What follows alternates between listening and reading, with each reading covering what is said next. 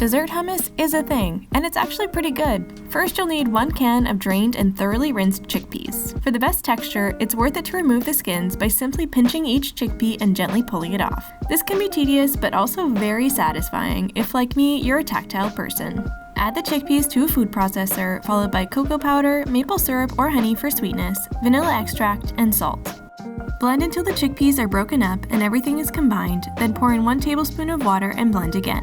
This is up to personal preference, but if you want a smoother texture, add another tablespoon of water and continue blending until incorporated. At this point, give the hummus a taste and adjust the sweetness by adding up to another tablespoon of maple syrup if you'd like it sweeter. Then once that's all combined, just transfer to a bowl and serve.